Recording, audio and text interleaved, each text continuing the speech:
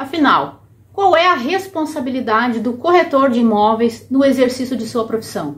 Será que ele tem responsabilidade? Será que ele responde por algum tipo de dano na sua intermediação imobiliária?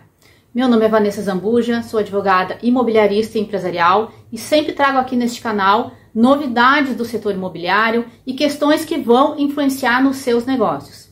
Bom, a atividade do corretor de imóveis é uma profissão regulamentada por lei específica e também temos na disciplina no Código Civil um capítulo próprio que trata do exercício da corretagem. Lá no Código Civil fala sobre a questão do contrato e sobre a questão da responsabilidade. Então, o corretor de imóveis, no exercício da sua profissão, ele sempre deve agir com diligência e prudência e prestar todas as informações necessárias para o bom andamento do negócio, mesmo as informações não solicitadas pelo cliente. Por quê? O corretor de imóveis é o profissional especialista. Ele sabe o que pode impactar naquele negócio. Então, ele deve sempre trazer as informações sobre o negócio, sobre os riscos, tudo que vai influenciar na decisão do cliente. Porque vejam só, o corretor de imóveis, o papel dele é de intermediador. O que isso significa? Ele vai aproximar as partes, seja numa compra e venda, seja numa locação e até mesmo a avaliação de imóveis, que também é uma atividade do corretor de imóveis.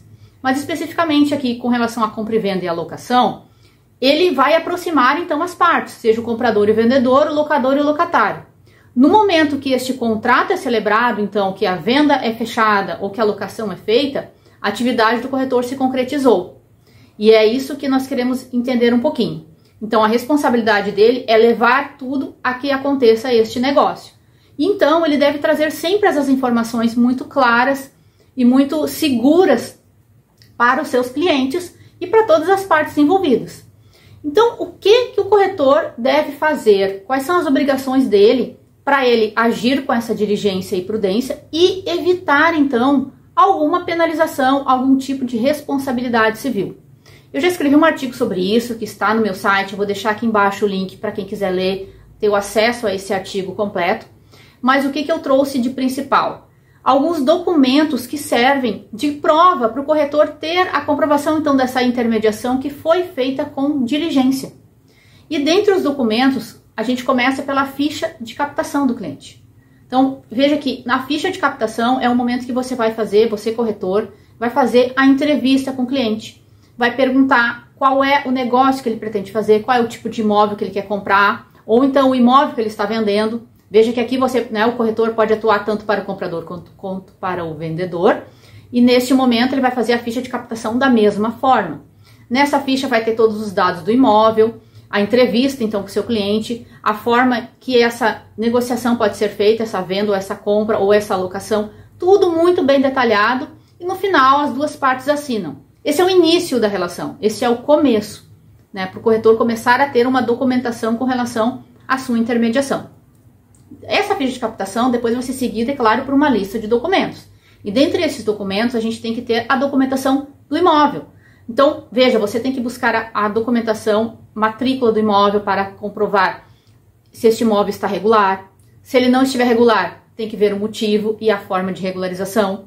Mas um imóvel regular vai ter a matrícula, o nome do proprietário, do real vendedor. Você vai ter que analisar essa documentação, então verificar quem é o proprietário do imóvel, buscar a documentação dele, para ver se realmente essa pessoa que está entrando em contato com você. Então, tudo isso você está agindo com diligência e prudência, buscando trazer sempre uma segurança para o seu cliente, uma segurança para quem vai comprar ou alugar este imóvel. Então, você vai solicitar toda essa documentação do imóvel.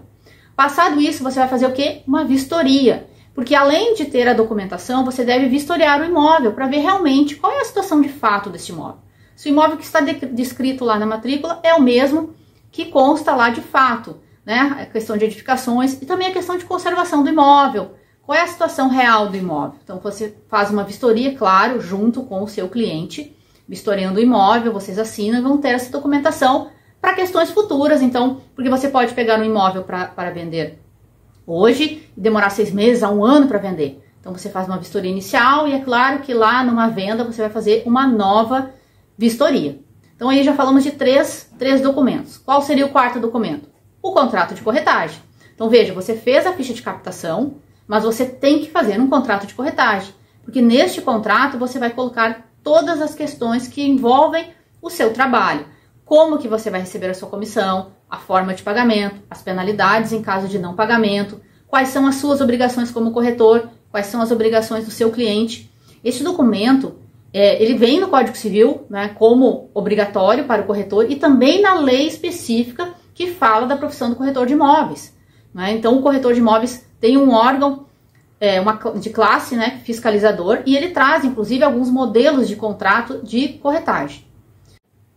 E, por fim, como quinto documento, nós temos aqui as fichas de visita do imóvel, né? As propostas que você vai receber durante a sua intermediação, seja numa compra e venda ou numa locação.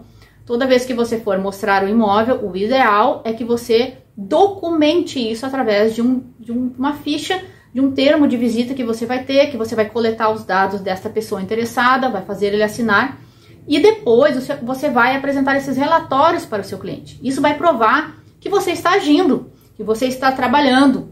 E se futuramente houver algum tipo de questão do seu cliente, né, das aproximações feitas, você vai ter toda uma documentação. A gente sabe que muitas questões são feitas via WhatsApp, via e-mail, também são meios de prova. Mas o ideal é você ter um formulário específico para as vistorias, um formulário específico para as visitas, um formulário de propostas.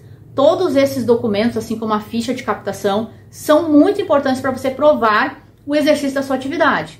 Como eu falei ali no início do vídeo, a atividade do corretor de imóveis é de fazer a intermediação de negócios. E ele só vai receber a comissão na conclusão do trabalho, no fechamento do negócio, ou seja, na venda do imóvel. Ou então, quando é feita a locação, no contrato de locação e no pagamento do aluguel. Aí que o corretor vai conseguir receber. Até então, você vai trabalhando. E o ideal é sempre ter essa documentação. Isso vai provar a sua responsabilidade, vai provar que você está agindo com diligência e prudência, que você vai estar prestando todas as informações necessárias. E isso evitará qualquer tipo, ou pelo menos diminuirá algum tipo de responsabilização numa eventual questão que você possa ter. Por exemplo, um questionamento judicial de um contrato de corretagem, um não pagamento de comissão, por exemplo. Nós temos muitas decisões que envolvem a discussão desses pagamentos de comissões. Às vezes as partes querem questionar se houve ou não houve intermediação. Como é que você vai provar que você fez uma intermediação? Como que você vai comprovar que você foi o corretor que apresentou aquele cliente, que eventualmente foi direto na parte, direto lá no vendedor e comprou direto com o vendedor, e você tinha um contrato de exclusividade? Então veja que não basta somente o contrato de exclusividade. Você tem que comprovar que de fato aproximou aquelas partes. Se você comprovar que aproximou as partes, você tem direito a recebimento da comissão, mesmo que o negócio não tenha sido concluído de fato com você, porque as partes fizeram por fora, por exemplo. Então veja, essas questões importantes de você pensar na hora de fazer um negócio. Ter todo esse tipo de documentação que vai lhe trazer muito mais segurança. Espero que esse vídeo seja muito útil. Como eu já falei, eu tenho um artigo completo sobre isso no meu site, que eu vou deixar aqui embaixo no link. E em breve nos veremos com outros conteúdos direcionados a você, corretor de imóveis.